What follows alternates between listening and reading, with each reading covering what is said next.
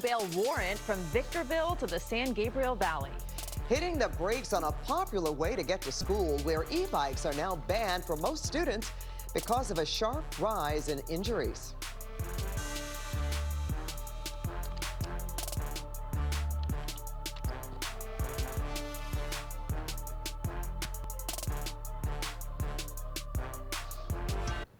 CBS LA at 5 starts with breaking news. Good evening, and thank you for joining us. I'm Pat Harvey. And I'm Ruta Shabazi, and we start with that breaking news. A woman jumping out of a moving car during a high-speed pursuit of a suspect with a felony warrant. And assignment editor Mike Rogers is at the desk. Mike, tonight you're getting new information on exactly why that suspect was running in the first place. Yeah, Pat and Ruta, we have learned tonight that this suspect had 2 felony warrants, one out of Orange County, which had a no bail attached to it, and another out of LA County, which had a $200,000 bail attached to it. So lots of reasons for this woman to run. We want to show you the video here. SkyCal over the beginning of the very lengthy pursuit here. This started up in Victorville when CHP officers from Victorville tried to make a stop on the car. The woman, which had a passenger in it, also a woman, ultimately did pull over at first and then took off. CHP chased the car down the 15, down the 215 to the 210, westbound on the 10, got off in the San Gabriel Valley, and that's where it got even more interesting than it already was. Take a look at this video, because while on surface streets in the San Gabriel Valley, the female passenger, jumps out of the car. She makes the turn here at Glendora and West Covina Parkway. There you see the passenger door opens, the woman gets out, and the car doesn't even stop. The woman rolls onto the ground there. She is detained by CHP officers. Here's the video one more time in slow motion. SkyCal zooming out so you can see the car, and then you see the door open, and then the woman eventually roll out of the back. And again, it's unclear what involvement this woman had, if any. Last I checked, she had been detained but not arrested and was being questioned. Now let's take you to where this pursuit ended, back on the 60 freeway. It ended after the driver's mother called into 911 saying she potentially had mental health issues and said that she was not armed because there was a concern, and she apparently, according to CHP, had been armed in the past. Some interesting driving there when she had both hands out of the window, not controlling the steering wheel. Eventually she regains it here on the Vineyard Avenue off-ramp, gets out of the car, and finally surrenders to the CHP officers. It's unclear right now whether or not she actually had a weapon. I'm still trying to sort out what the warrants were for, but we do know one of them is a no bail warrant out of Orange County. The other is a $200,000 warrant out of LA County. So she'll go to jail in the Ontario area, likely to the Ontario jail or the West Valley Detention Center there in San Bernardino County. Then she'll get extradited either to LA or Orange County to deal with those warrants. Guys, we had a lot of people texting us during this chase, asking a lot of questions. If you've got questions you want to ask here at the desk, there's the number 818-221-2222. We try to answer them real time during the chase. So if we have one and you got a question, send it over to us. Pat? All right. Thanks so much, Mike. And of course, we want to know what happened. Well, some light rain across parts of Southern California today. This is what it looked like in Griffith Park this afternoon. And we're keeping a close eye on some pop-up storms in our mountains. This is a live look at conditions in Big Bear right now. And meteorologist Evelyn Taft is here with our next weather. Ev?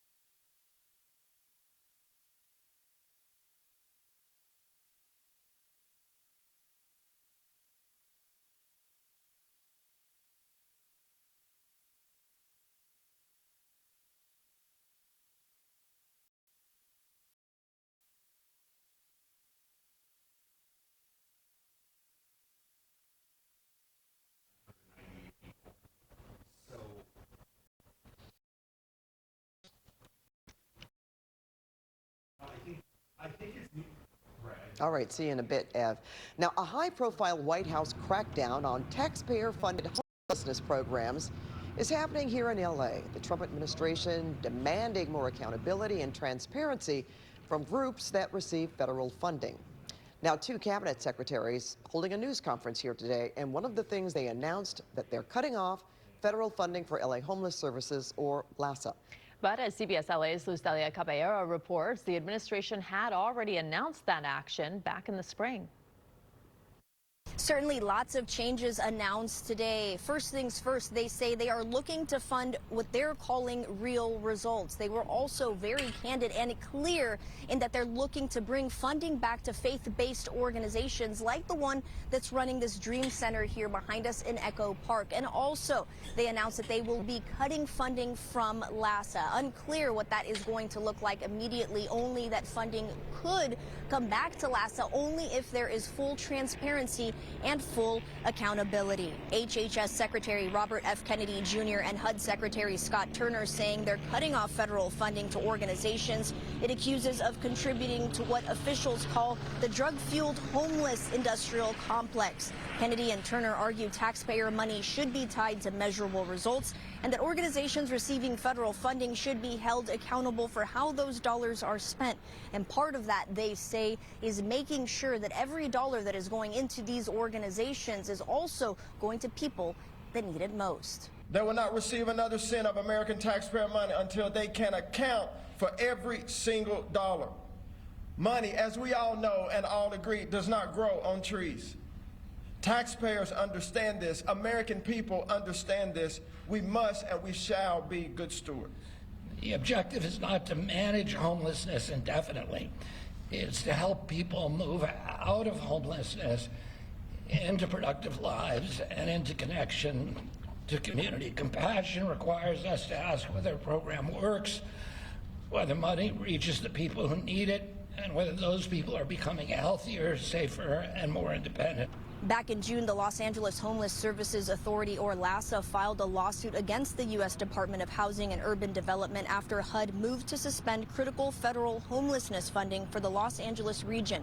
The administration says it plans on taking a tougher approach to organizations who are receiving this funding if they aren't producing what they're calling measurable results. In Echo Park, Luz Delia Caballero, CBS LA. LASA responding with a statement which reads in part, as numerous audits have shown, no evidence or abuse or graft has ever been presented. In addition, we have cooperated with the federal government on their provider fraud investigations. This administration's actions will harm the families, veterans, seniors, and formerly homeless Angelenos who rely on federal resources to remain housed. Rescue teams are searching for survivors in Colombia, where a deadly 7.4 magnitude earthquake struck near the western part of the country yesterday, the most powerful to hit Colombia in more than a decade.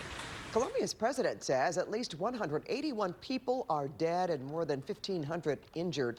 Nearly 200 people are still missing. The force of the quake caused buildings to crack and crumble. Nearly 100 aftershocks have been reported so far. The U.S. State Department has announced the U.S. will provide more than $15 million. Russia has released an American military veteran who spent more than 4 years in prison. Yes, this comes just days after a group advocating for his freedom said he was gravely ill. President Trump says Russian President Vladimir Putin agreed to release Robert Gilman on a humanitarian basis and that Russia asked for no one in return. The president said Gilman will arrive at Joint Base Andrews in Maryland tonight, and he will be medically and psychologically addressed and assessed and treated at a U.S. military hospital in Texas. Global Reach has been working to free him and other American detainees abroad. CBS News has confirmed that President Trump secretly swapped planes to fly out of Turkey last month following what officials call credible threats from Iran. Video shows the president walking onto the old Air Force One, but then a U.S. official with direct knowledge of the matter says he hid in a catering truck and was then taken to Air Force C-32A aircraft and then flown to the United Kingdom.